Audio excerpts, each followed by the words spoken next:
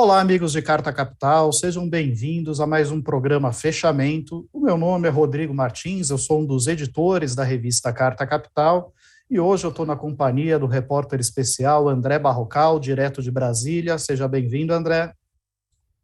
Oi, Rodrigo, boa noite a Fabiola, boa noite para a nossa convidada e também para todos que nos assistem. Estamos também na presença, como o Barrocal mencionou, da repórter Fabiola Mendonça, direto de Recife. Olá, Fabiola. Olá, Rodrigo, boa noite, Barrocal, boa noite, doutora Alessandra, e boa noite a todos que nos assistem. E temos também uma convidada especial, a advogada Alessandra Camarano, do Grupo Prerrogativas, que vai falar um pouquinho sobre o manifesto que foi gestado na Faculdade de Direito da USP, em defesa da democracia, e que acabou recebendo a adesão de influentes empresários e banqueiros do Brasil. Seja muito bem-vinda, doutora. Muito obrigada, Rodrigo. Boa noite, Fabiola, André e a todos os ouvintes. Bom, antes de iniciar a nossa conversa, eu vou só passar aqui uma rápida informação, porque acabou de sair o resultado da pesquisa Datafolha de intenção de voto para a presidência da República. E o Datafolha revela a manutenção do quadro eleitoral visto em junho.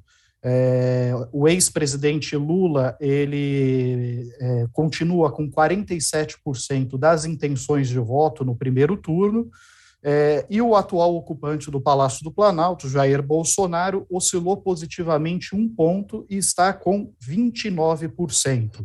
A distância entre eles, portanto, é de 18 pontos percentuais. Ciro Gomes, do PDT, figura com 8%, e os demais candidatos abaixo de 2%. Barrocal, eu não cheguei a verificar qual é o percentual de brancos nulos, mas esse percentual de votos indica ainda uma vitória no primeiro turno do ex-presidente Lula, não? Rodrigo, eu também não vi esses percentuais, como você mencionou há pouco, a pesquisa saiu agorinha, mas na pesquisa de junho dava Lula no primeiro turno, e como o cenário de agora é muito parecido, para não dizer idêntico ao cenário anterior, então é possível que sim, esse novo Datafolha mostre mais uma vez uma vitória de Lula no primeiro turno, mas é preciso então que a gente confira aí os dados para ter certeza disso. Tá certo, vamos deixar então essa discussão para um segundo momento. Eu vou iniciar a nossa conversa aqui com a doutora Alessandra sobre esse manifesto que começou a ser divulgado, começou a ser revelado, né, para todos na segunda-feira. Em menos de 24 horas ele ganhou mais de 100 mil assinaturas. Agora, nesse momento, ele já ultrapassou a marca de 300 mil assinaturas. Mas muito mais do que o peso, né, dessa representatividade que o manifesto tem, está o fato dele ter sido subscrito por alguns dos mais influentes empresários e banqueiros do país, e logo depois recebeu a adesão da Federação das Indústrias do Estado de São Paulo e da FEBRABAN, a Federação Brasileira dos Bancos. Doutora Alessandra, o que mudou na avaliação da senhora para que os empresários e os banqueiros saíssem daquela posição apática, de silêncio? Afinal de contas, essa escalada autoritária do presidente Jair Bolsonaro vem de muito tempo, e o próprio Grupo Prerrogativas tem denunciado isso há pelo menos 2 ou 3 anos, né? Bom, Rodrigo, na verdade o Grupo Prerrogativas ele vem denunciando escaladas autoritárias não apenas agora no governo Bolsonaro, né? É um trabalho que vem sendo desenvolvido pelo grupo há muito tempo, com denúncias que se comprovaram, que se confirmaram em relação à utilização do sistema de justiça para que chegássemos hoje onde nós chegamos nessa questão de autoritarismo de um governo absolutamente autoritário. Então, o silêncio nunca fez parte do Grupo Prerrogativas, e isso não é de agora, com a escalada autoritária do governo Bolsonaro, isso vem de muito antes.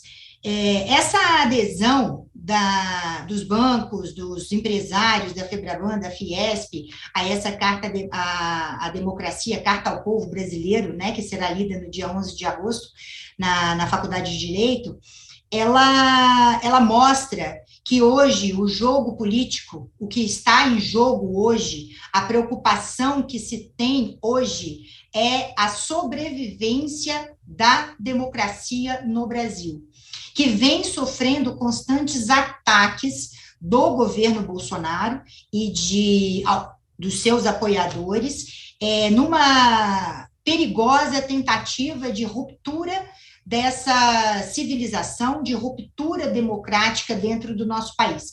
O que está sendo discutido hoje são as regras do jogo.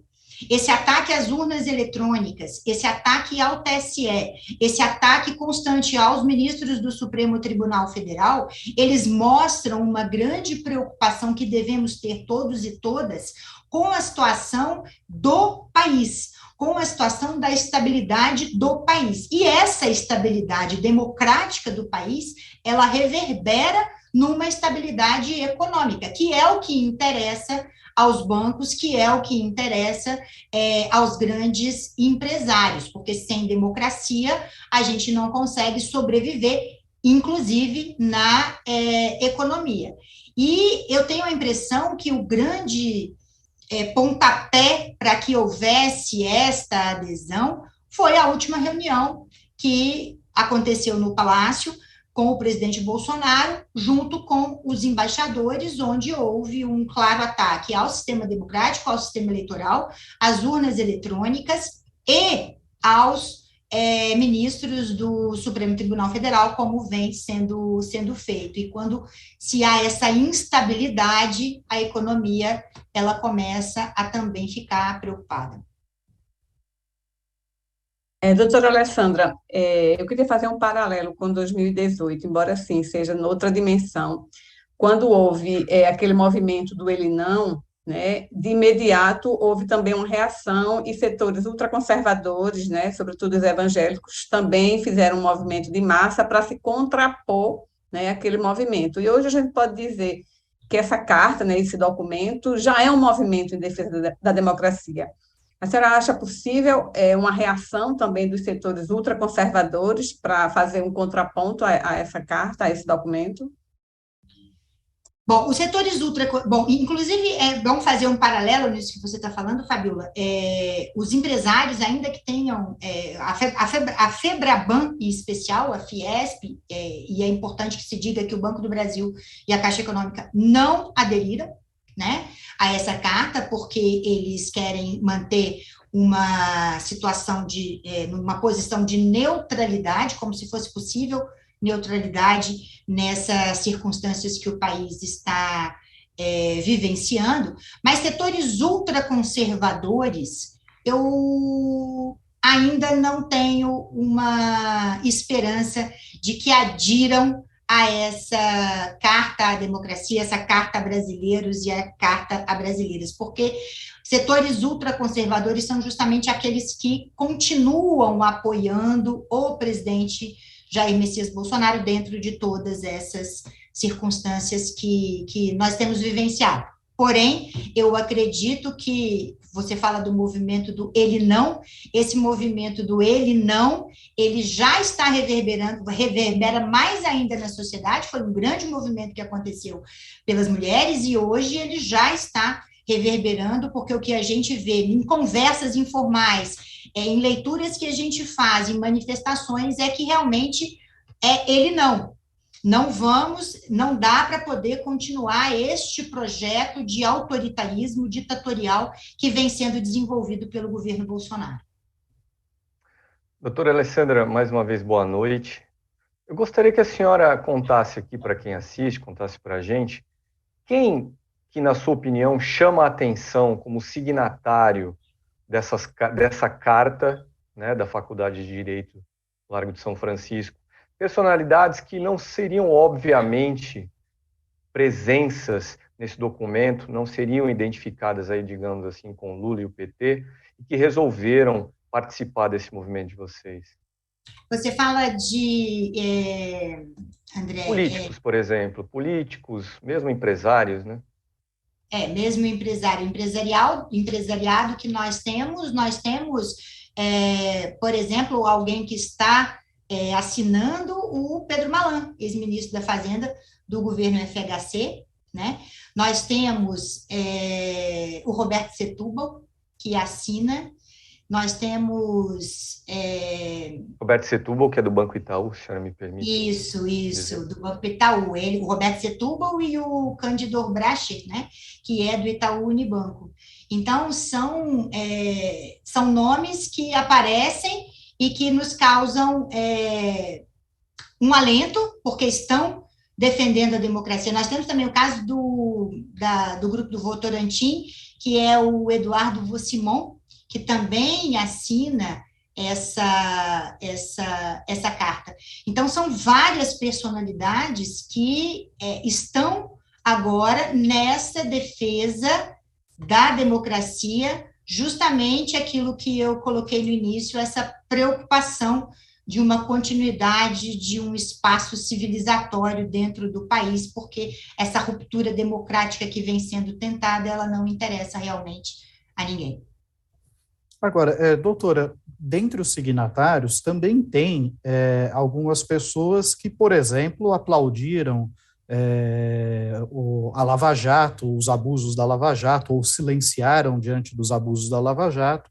Tem também aqueles que aplaudiram ou incentivaram ou atuaram ativamente a favor do impeachment de Dilma Rousseff, mesmo sem crime de responsabilidade, como o próprio ministro Barroso veio a reconhecer depois, o próprio vice-presidente Michel Temer, que acabou se beneficiando desse golpe parlamentar, acabou reconhecendo depois que não havia crime algum, e setores da esquerda eu percebo que se ressentem um pouco dessa presença dessas pessoas, como se elas, de repente, do nada acordassem para uma experiência democrática, sendo que tem um passado não tão digno assim, em defesa da democracia e do Estado democrático de direito. Na sua avaliação, é preciso superar um pouco essas divergências para fazer o enfrentamento a Bolsonaro? É isso que move o espírito da carta, não? O que move o espírito da carta é a democracia. Essa tentativa de ruptura, essa agressividade ao sistema eleitoral, essa agressividade à população LGBTQI+, às mulheres, aos negros e às negras, ao STF, isso é como se fosse um balão onde se fosse colocando todos esses elementos perigosos, esses elementos inflamáveis, e aí, de repente, nós chegamos, faltando menos de 70 dias para o primeiro turno da eleição, e esse balão ele já está abarrotado com perigo de rompimento de um novo golpe, porque nós não estamos diante de um golpe, de uma possibilidade de um golpe novo. É bom que a gente lembre que isso é uma continuidade de um golpe que aconteceu lá atrás com o impeachment da presidenta Dilma Rousseff, sem que houvesse nenhum crime de responsabilidade. Então, essas pessoas virem agora, é claro, acho que o momento não nos permite tratar a política com ressentimentos. Esses são ressentimentos, é claro que eles existem, não podemos esquecer esses nomes na história, porque esses nomes na história, eles contribuíram para que hoje estejamos todos com essa necessidade de nos unirmos para defender o óbvio, que é para defender a democracia, uma democracia jovem, uma democracia recente dentro do nosso país. Então, essas pessoas, nós não podemos, a história não pode esquecer que houve uma contribuição direta e efetiva para que estivéssemos onde estamos. Não se explodiu essa tentativa de ruptura democrática a partir do governo Bolsonaro. O Bolsonaro foi eleito por causa dessas pessoas, por causa desses movimentos antidemocráticos que começam lá atrás, em especial com o impeachment da presidenta Dilma Rousseff, um golpe que se potencializou, com o apoio dessas pessoas que hoje, não sei se arrependem, porém, estão hoje aqui defendendo a democracia. E nós, do Grupo Prerrogativas, nós temos o orgulho de dizer, nós avisamos.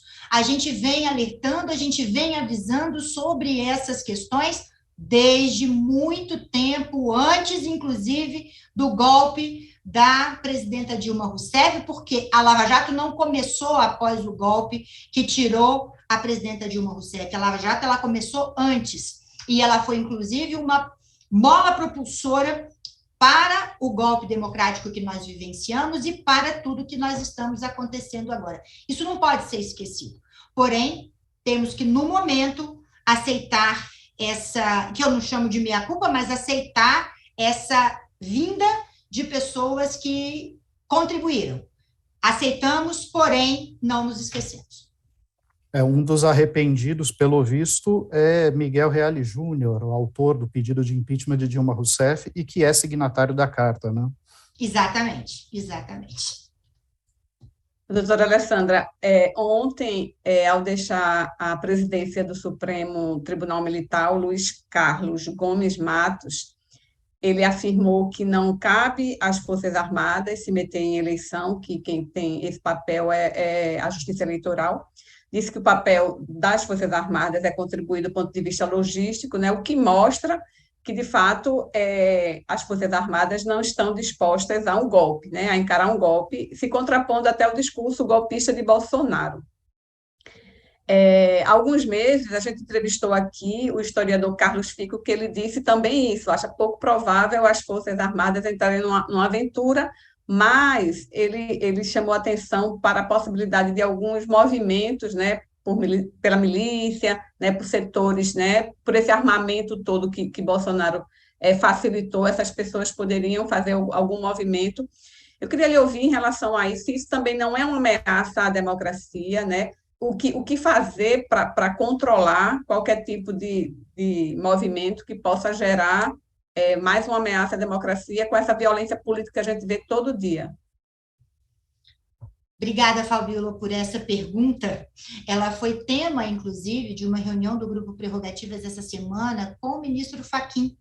O Prerrogativas esteve presente para poder levar o apoio pessoal e institucional ao TSE e ao ministro Fachin em relação aos ataques ao sistema eleitoral, aos ataques às urnas eletrônicas, e foi tratado em relação a essa questão da violência política que vem se potencializando a cada dia mais.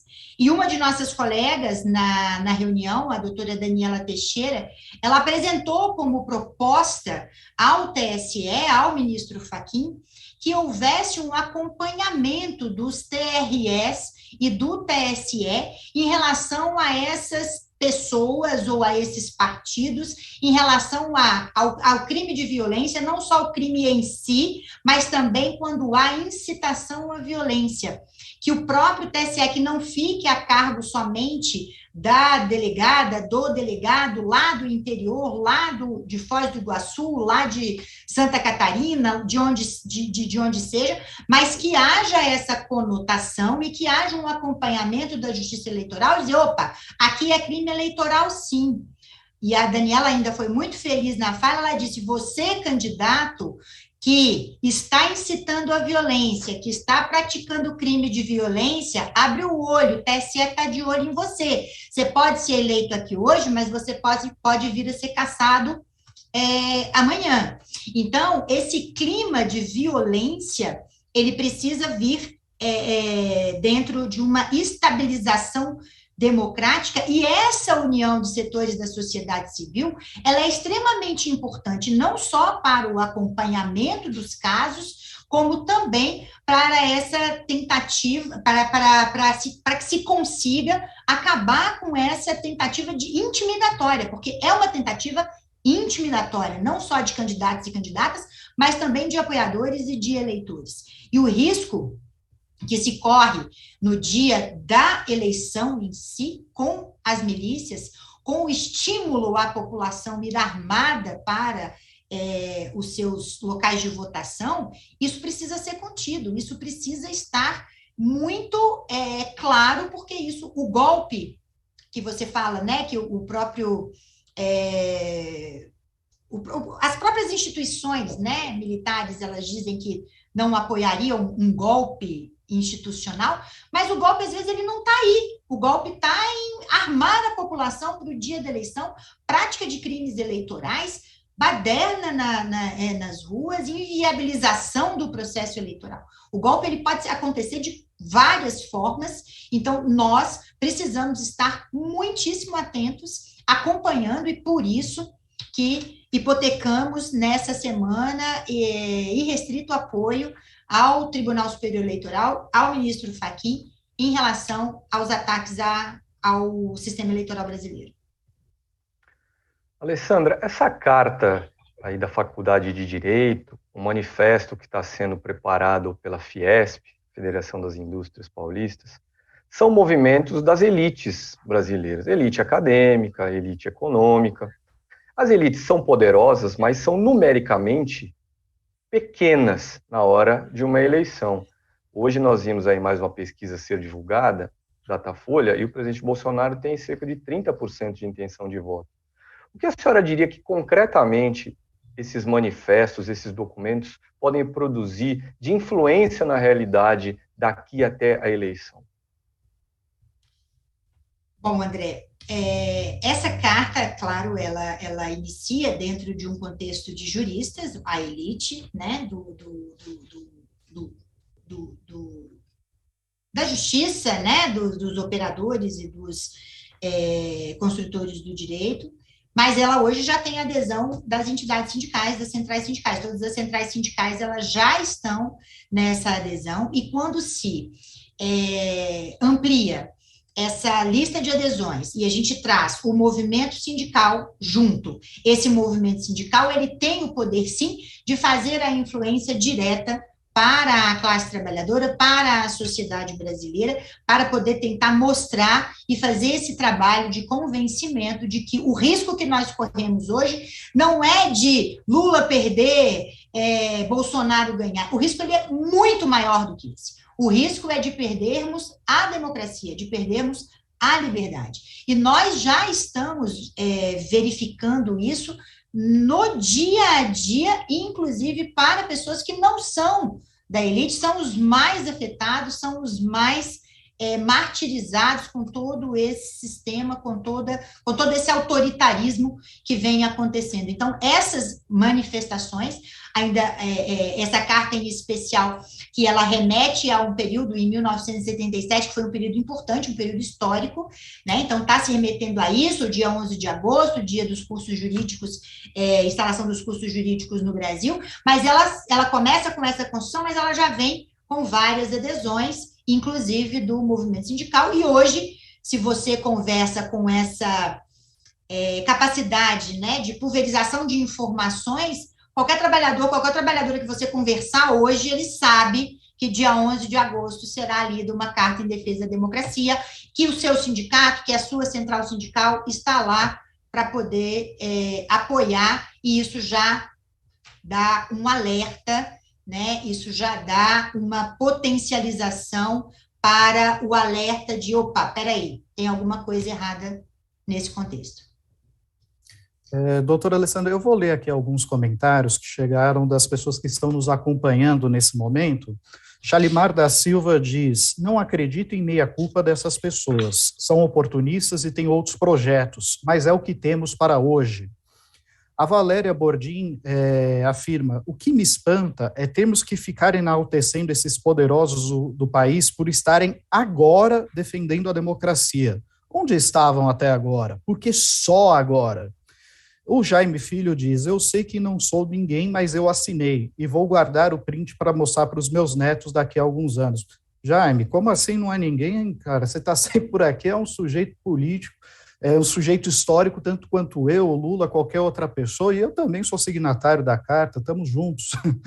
Mas, doutora, vimos aqui que assim, existe realmente esse incômodo muito grande, né?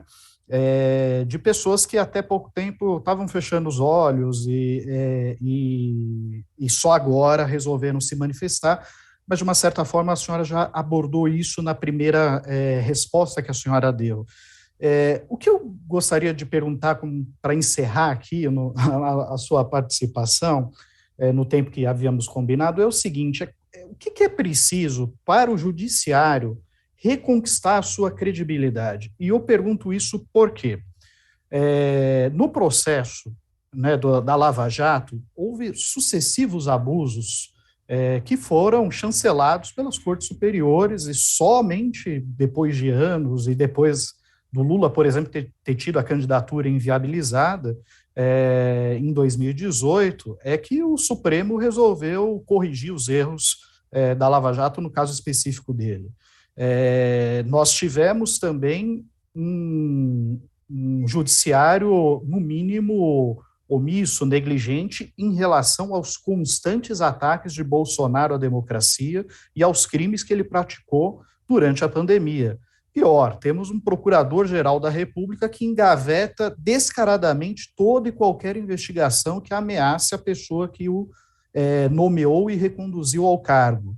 E, às vezes, nos deparamos com sentenças de juízes, magistrados, que são, assim, verdadeiras, são espantosas, porque vão contra a lei. Hoje, o Tribunal de Justiça de Minas Gerais absolveu 2 torcedores acusados de racismo, que chegaram a chamar um segurança do estádio de macaco, fazer referências à sua cor, entre outros insultos.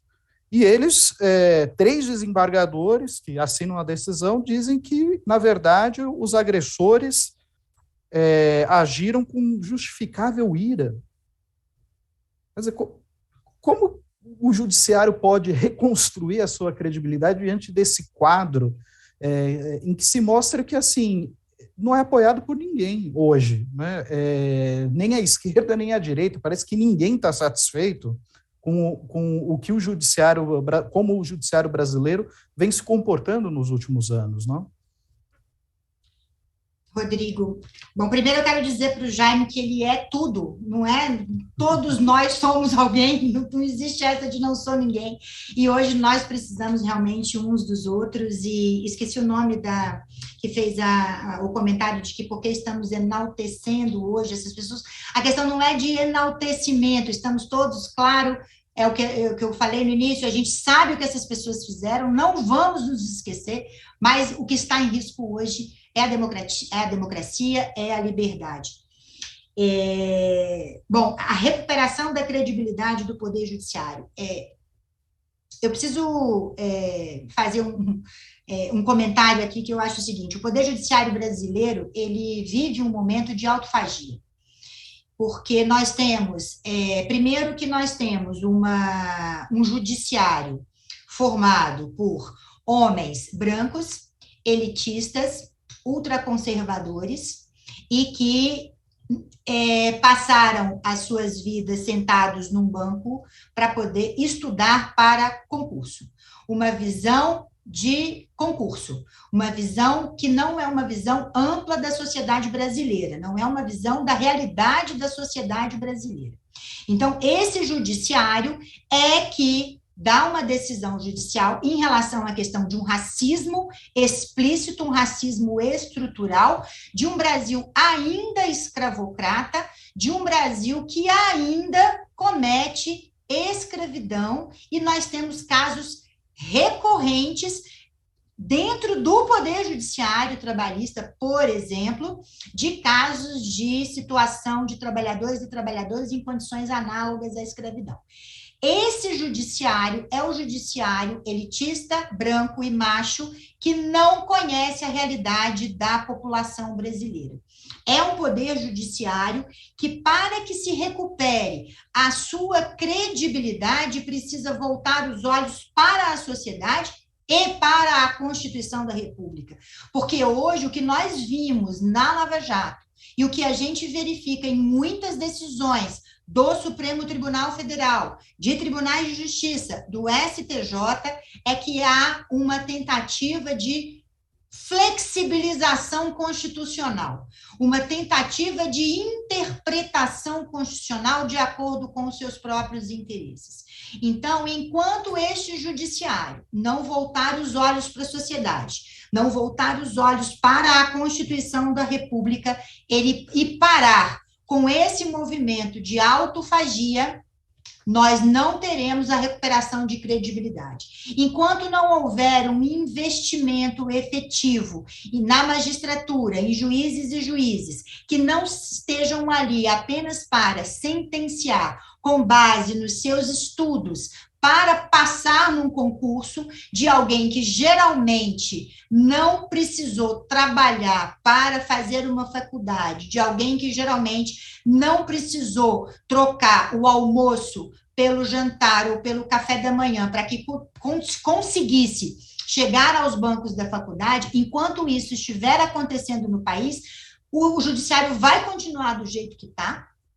Não teremos mulheres dentro do Poder Judiciário, não teremos negros e negras dentro do Poder Judiciário, não teremos uma representatividade da sociedade dentro do Poder Judiciário. E aqui eu não estou falando de representatividade política, não, porque o Judiciário é Judiciário, mas eu estou falando de representatividade da sociedade enquanto não tivermos igualdade efetiva nesse país. Então, o Judiciário precisa voltar os olhos para a Constituição, para a realidade da população brasileira. Doutora Alessandra, muito obrigado pela sua participação. Eu agradeço não só a sua participação, mas gostaria de destacar aqui a atuação do Grupo Prerrogativas, sempre muito coerente, desde a época da Lava Jato, denunciando os abusos que foram cometidos na operação, depois denunciando o impeachment fraudulento de Dilma Rousseff, a prisão política do ex-presidente Lula e toda a escalada autoritária do governo Bolsonaro. Em nenhum momento o Grupo Prerrogativas se furtou a fazer o enfrentamento, mesmo quando toda a mídia, a honrosa exceção de Carta Capital e poucos outros, estava majoritariamente aplaudindo esses abusos. Então, doutora, mais uma vez eu agradeço muito pela sua participação.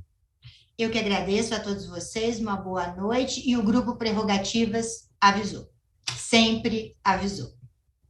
É verdade, é verdade. Inclusive, a doutora ela mencionou esse Brasil escravocrata, e hoje houve uma mega operação que resgatou 337 trabalhadores em situação análoga à escravidão. E dentre as vítimas figurava 5 crianças e adolescentes, algumas delas estrangeiras, paraguaias e venezuelanas, e 6 trabalhadoras domésticas. Esse é o retrato de um Brasil escravocrata, né, e que um juiz resolve absolver, aliás, três desembargadores assinam uma sentença para absolver torcedores que chamaram um segurança de macaco. Para esses 3 desembargadores havia uma ira justificável. E eu fico imaginando se esses desembargadores fossem vítimas de algum tipo de crime contra a honra deles, se eles considerariam que a ira das pessoas era justificável. É algo realmente espantoso. Mas eu vou pedir aqui para o Cacá passar para a gente um pequeno vídeo que mostra a convenção do PL, o partido do presidente Jair Bolsonaro, no último domingo, no qual ele convoca a sua militância para comparecer às ruas no dia 7 de setembro. Cacá, solta para a gente, por favor. Convoco todos vocês agora, para que todo mundo, no 7 de setembro, vá às ruas pela última vez. Estes poucos surdos de capa preta têm que entender o que é a voz do povo. Tem que entender que quem faz as leis é o Poder Executivo e o Legislativo. Pois Bolsonaro não desiste, né? Pelo visto ele está pretendendo aí fazer um revival do 7 de setembro do ano passado, quando muitos dos seus mais tresloucados apoiadores acreditaram, inclusive, que o presidente havia decretado um estado de sítio, saíram comemorando por aí, o fechamento do Congresso, o fechamento do Supremo e por aí vai. E, felizmente, era apenas uma fake news que circulou nesses grupos bolsonaristas. O fato é que Bolsonaro está disposto a copiar o seu grande ídolo, Donald Trump, e não é à toa que nessa carta, que foi subscrita por 300 mil brasileiros, entre eles alguns dos mais influentes empresários, banqueiros e juristas do país, eles fazem uma menção explícita ao motim do Capitólio nos Estados Unidos, observando que lá eles não conseguiram subverter a ordem democrática e dizendo que aqui no Brasil também não vão conseguir, e eu espero realmente que eles estejam com a razão. Agora, Barrocal, vamos voltar aqui para o cenário eleitoral. O Barrocal, ele assina a reportagem de capa dessa edição de Carta Capital, que fala muito sobre o papel das mulheres nessas eleições. São elas que têm garantido, atualmente, essa larga vantagem de Lula nas pesquisas eleitorais. E eu vou pedir para o próprio Barrocal comentar aqui com vocês os achados dele nessa reportagem. Pode falar, André. Como sempre, né, Rodrigo, vamos contar alguma coisa, mas deixar o principal para a revista, para que as pessoas tenham interesse de procurar a revista aí nos seus tablets, celulares e também nas bancas. Mas, Rodrigo, veja só, as mulheres são uma fatia maior do eleitorado do que os homens. O Brasil tem aptos a votar esse ano 156 milhões de eleitores. E desse total, 53% são mulheres, 82 milhões aproximadamente, um número 8 milhões a mais do que os 47% mais ou menos de homens. Então, elas já formam um contingente maior do eleitorado.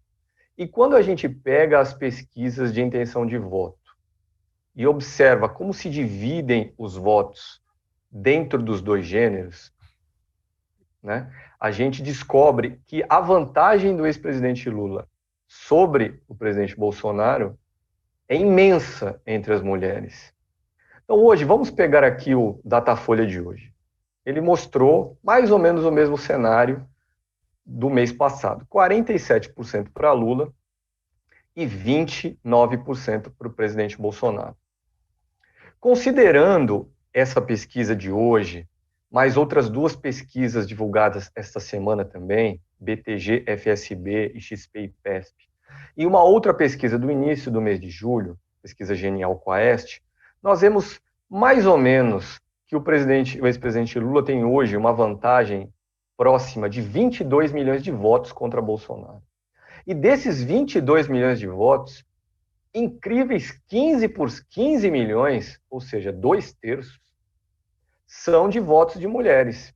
Então, hoje, quem garante, como você já descreveu, essa vitória nas pesquisas atualmente, folgada da parte de Lula, é o eleitorado feminino. E se a gente for observar como está no segundo turno, vamos pegar a pesquisa Datafolha de junho, não essa de hoje. Essa divulgada hoje ainda não trouxe, até o momento, as simulações de segundo turno. Mas no mês de julho, o ex-presidente Lula, na pesquisa Datafolha, ganharia de Bolsonaro em um segundo turno, entre as mulheres, por espantosos 62% a 27%. 62% a 27% apenas entre as mulheres. Agora, o que explica esse resultado, esse desempenho, essa fortaleza de Lula no eleitorado feminino e esse paredão, essa muralha a Bolsonaro representado pelo mesmo eleitorado feminino? Em primeiro lugar, isso me foi avaliado, por exemplo, pela presidente da Associação Brasileira de Ciência Política, Luciana Veiga. Em primeiro lugar, uma comparação entre os dois governos. Diz a Luciana Veiga que mulheres, em geral, estão mais à frente da gestão do orçamento doméstico. E o que elas encontram hoje? Preços nas alturas no supermercado. Uma realidade muito diferente do tempo de Lula na presidência. São as mulheres também que, em geral, se ocupam mais dos cuidados com a saúde dentro das casas, entre seus familiares. E como foi a gestão da pandemia no governo Bolsonaro? Foi um desastre.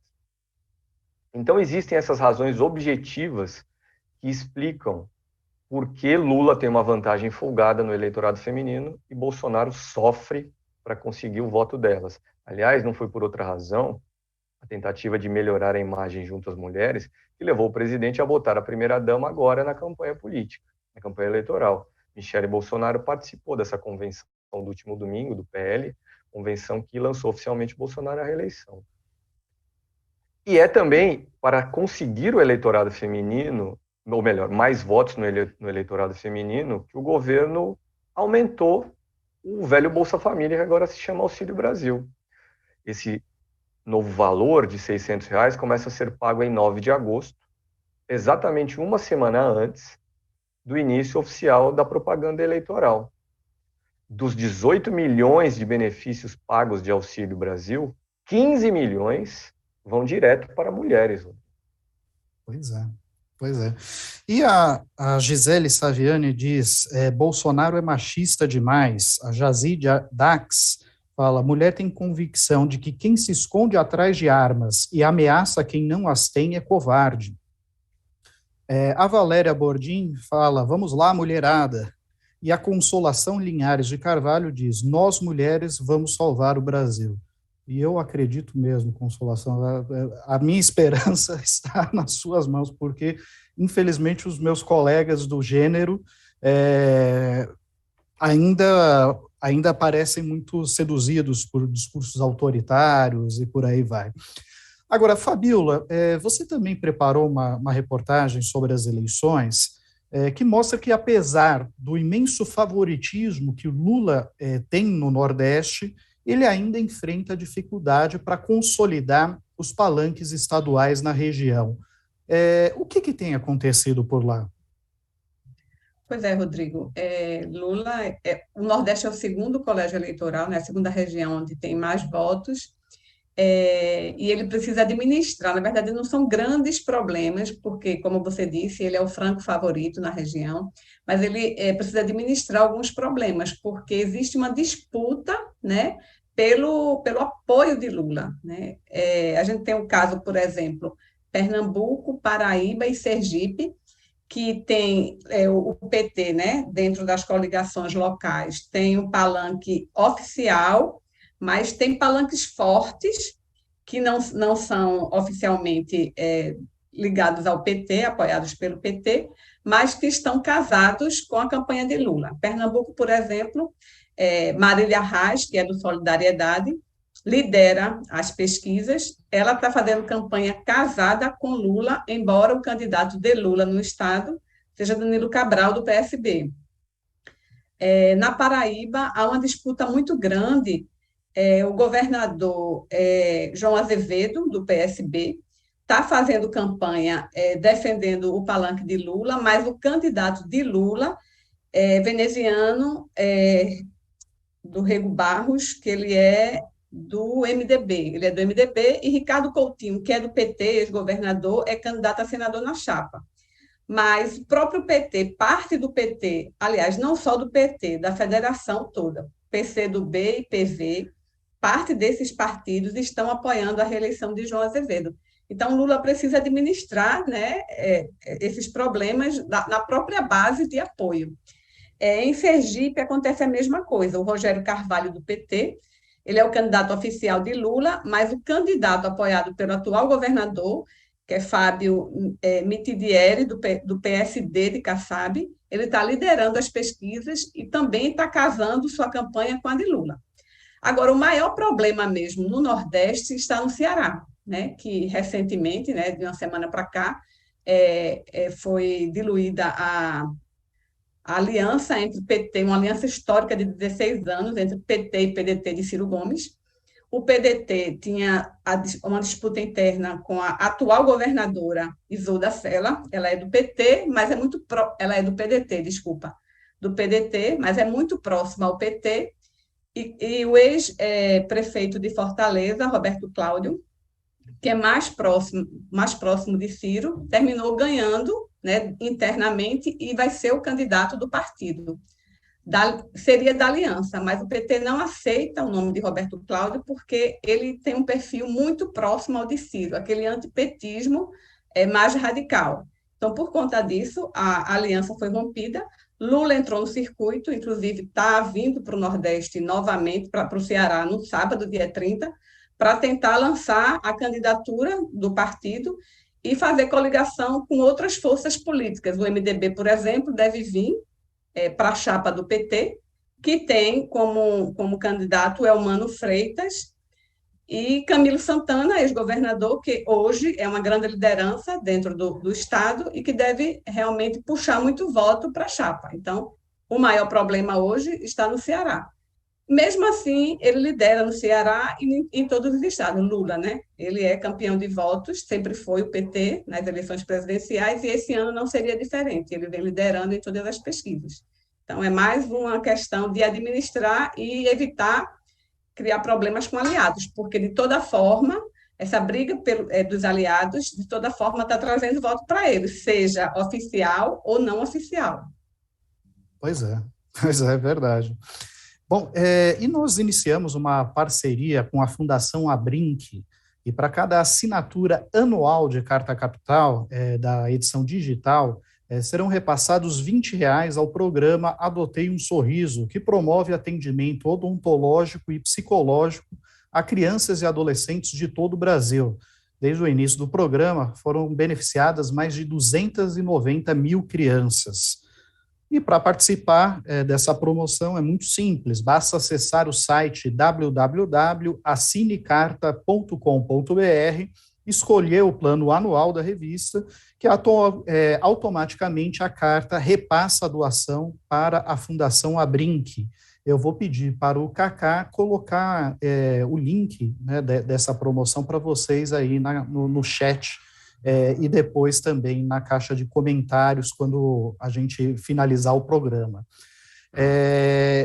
Agora, Barrocal, eu queria puxar aqui com você no encerramento do programa um assunto que a gente deixou meio à margem, que foi o engavetamento, né, de da grande parte, a grande maioria das investigações decorrentes da CPI da Covid, só que com uma estratégia diferente. Desta vez, Augusto Aras, não foi ele próprio que assinou o documento, ele escalou a sua vice, Lindor Araújo, para fazer o serviço sujo. Seja como for, mais uma vez, a PGR acaba inviabilizando as investigações contra Bolsonaro e integrantes do primeiro escalão do governo. E o que eu gostaria de perguntar é se você acredita que haverá, de fato, algum tipo de reação, inclusive por parte do Supremo, para reativar essas investigações. Afinal de contas, tem indícios de sobra de crimes muito graves durante a pandemia, né? Seja a crise do oxigênio que vimos em Manaus, seja a propaganda explícita que o presidente fazia e continua fazendo de medicamentos sem eficácia comprovada, ele que não é um profissional da área da saúde, ele não é médico, né? Então, por isso está sendo acusado de charlatanismo, fora o fato dele ter incentivado ativamente as pessoas a se aglomerarem, a participar de atos sem máscara, enfim, o que não faltou foram atitudes irresponsáveis por parte do executivo nesse período, além da roubalheira, das suspeitas de roubalheira envolvendo a aquisição da vacina Covaxin. Barrocal, você acredita que o STF vai aceitar esse arquivamento passivamente?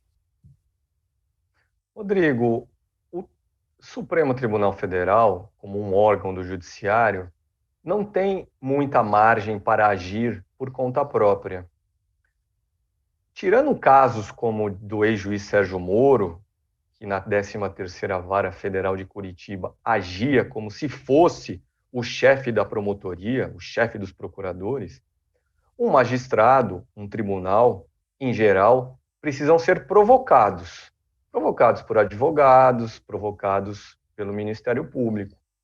E, objetivamente, no caso dessa manifestação da Procuradoria-Geral da República sobre as acusações imputadas a Bolsonaro pela CPI da Covid, o máximo que o Supremo pode fazer é constranger a Procuradoria, como já fez muito, aliás, com algum ofício do tipo: mas você tem certeza, Procuradoria, que não quer investigar mesmo? Mas é isso? Vai ficar por isso mesmo? Agora, exercer o papel de procurador de justiça, o Supremo não tem como. A única exceção, uma exceção até hoje bastante lamentada e criticada pelo governo Bolsonaro, pelo bolsonarismo em geral, foi a abertura em 2019, entre março e abril de 2019, de um inquérito por iniciativa do então presidente do Supremo, Dias Toffoli, para investigar as milícias digitais bolsonaristas. E a justificativa naquele momento, para essa iniciativa própria do Supremo, é que o tribunal era alvo das milícias. Então, nesse caso, cabia à corte agir por conta própria. Mas, em geral, a corte observa e julga. A corte não investiga. E está claro que a Procuradoria-Geral da República, hoje ocupada, liderada por um indicado de Bolsonaro, Augusto Aras, não quer investigar o presidente. O PGR Augusto Aras, porque sonha um dia ainda em ir para o Supremo indicado por Bolsonaro, caso o presidente atual se reeleja esse ano. No ano que vem vão abrir 2 vagas no Supremo. A vaga de Rosa Weber e a vaga de Ricardo Lewandowski. E a vice-procuradora-geral da República, Lindora Araújo, a responsável por assinar esse pedido de engavetamento de qualquer investigação decorrente da CPI da Covid, investigação contra o presidente, é aquela que deve, nesse plano de Aras de ir para o Supremo, deve ser indicada por Bolsonaro para ser a chefe da Procuradoria. Isso, claro, se Bolsonaro ganhar a eleição esse ano. Mas, para encerrar, Rodrigo, só um registro a respeito do legado da CPI da Covid. A CPI da Covid fez muito bem à sociedade brasileira ao expor de maneira clara vários dos absurdos cometidos pelo governo federal.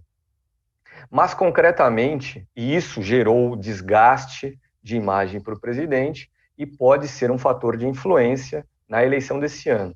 Como eu mencionei a respeito da minha reportagem, parte da explicação da resistência feminina a Bolsonaro tem a ver com a saúde, e mais especificamente com a postura do governo federal durante a pandemia.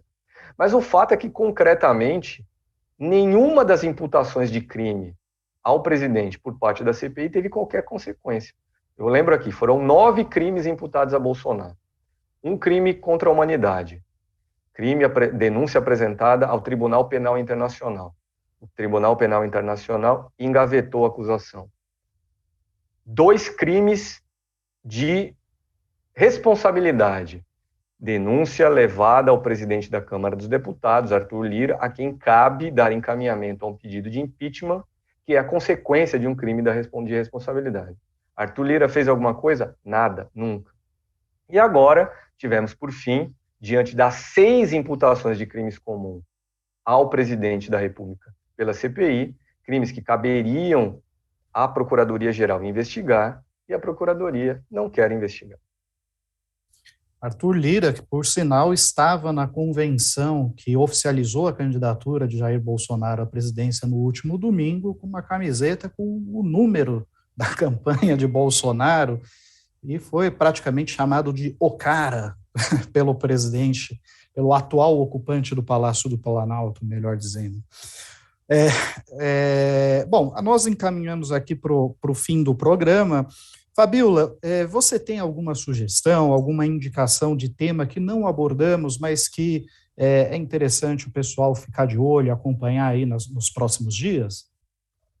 Eu acho que a gente precisa observar aí o prazo das convenções se encerra a semana que vem, né? O prazo encerra a semana que vem, então é ficar de olho no que pode acontecer, né? Tem muitas costuras sendo feitas, inclusive por parte de Lula. Eu vi que ele está tentando fazer com que o União Brasil não lance candidato para apoiar ele já no primeiro turno.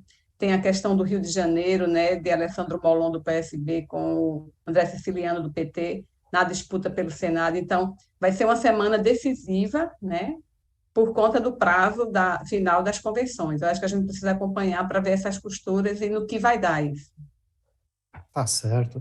Aliás, Barrocal, saiu aqui o Datafolha do segundo turno, não tem o recorte por gênero, por faixa etária e tal, mas no número global, Lula derrotaria Jair Bolsonaro no segundo turno por 55% a 35%. 7% dizem que não votariam em nenhum deles e 2% se declaram indecisos. Então, ainda temos aí uma vantagem bem larga. Mas qual é o seu convidado amanhã no programa Poder em Pauta, Barrocal? E antes de contar quem é o convidado de amanhã, Rodrigo, só um acréscimo ao que você falou a respeito do Datafolha do segundo turno, que é também esse cenário exposto agora, de segundo turno, 55 a 35, praticamente o mesmo cenário do mês de junho.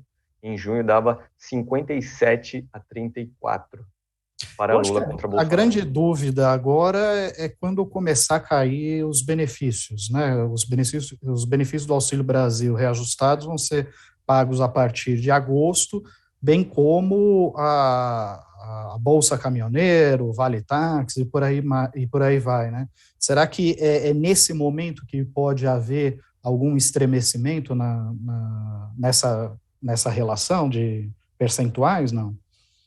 Sim, Rodrigo, existe potencial para alterar esse quadro. Essa é uma preocupação do comando de campanha de Lula, esse pacotão de bondades, que, aliás, vamos lembrar, né, um verdadeiro absurdo cometido pelo Congresso Nacional, mudou um espírito vigente desde a redemocratização do país, de que perto da eleição não se cria nem se amplia benefício social, porque, afinal, isso desequilibra o jogo, né, eleitoral. Uhum.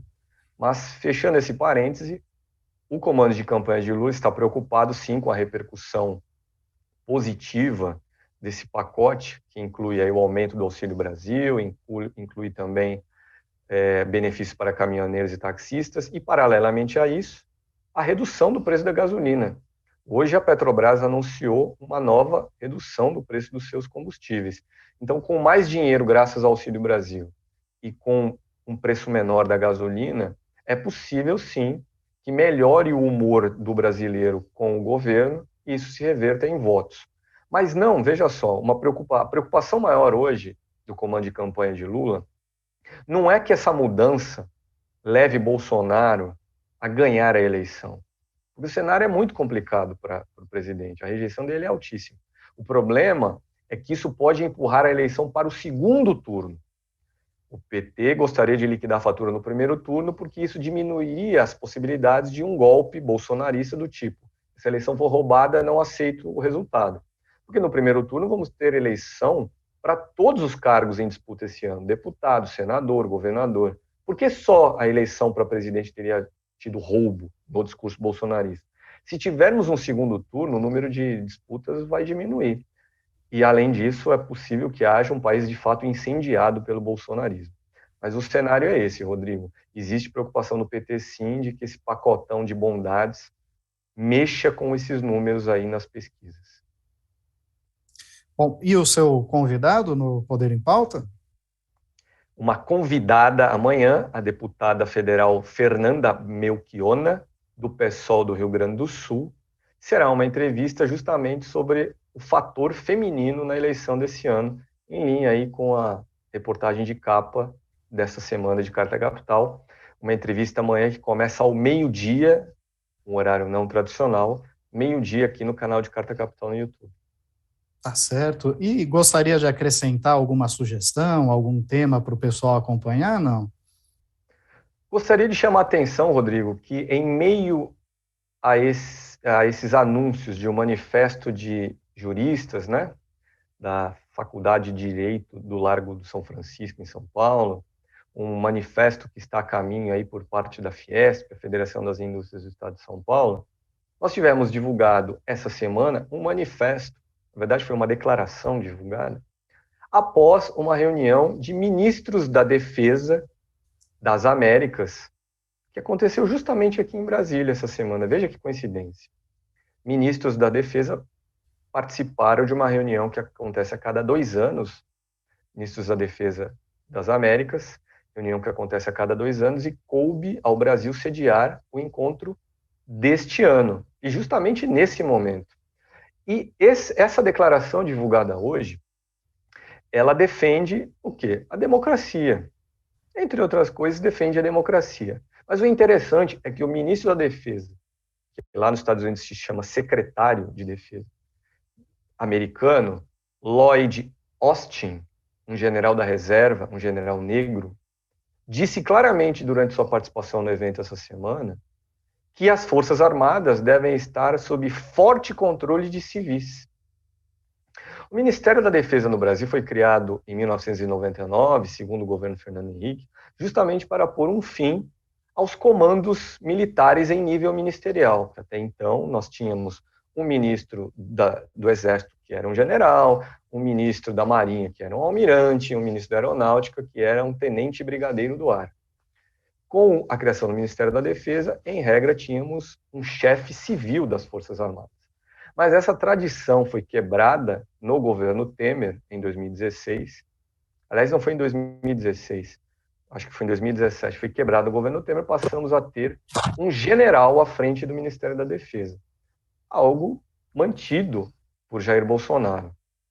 E esta semana, em 2 manifestações públicas, uma entrevista ontem ao portal UOL e um evento hoje aqui em Brasília, evento anual da Sociedade Brasileira para o Progresso da Ciência, o ex-presidente Lula disse com todas as letras: vamos ter um chefe da Defesa Civil caso ele venha a ser reeleito. E, aliás, para terminar, Rodrigo, digo mais. Nessas mesmas manifestações, ao portal UOL e à SBPC hoje, o presidente reclamou do PIB brasileiro, do empresariado. Esse empresariado que agora esboça manifestos em favor da democracia, segundo o presidente, o ex-presidente Lula, a portas fechadas, em reuniões com ele, Lula, só fala de teto de gastos, não fala de pobres e não fala de miseráveis. Pois é, pois é. E um caso também que acho que passou à margem aí no meio de tantas notícias envolve o líder do governo de Jair Bolsonaro no Congresso, senador Eduardo Gomes, que, de acordo com uma investigação da Polícia Federal, fez pedidos de depósitos bancários a um empresário em troca dele ajudar a atrasar uma portaria do Inmetro para que ele não perdesse uma licitação pública. Esse empresário tinha interesse de participar da licitação pública. Se a portaria do Inmetro entrasse em vigor naquele momento, acho que o produto que ele oferecia não estaria qualificado para a licitação.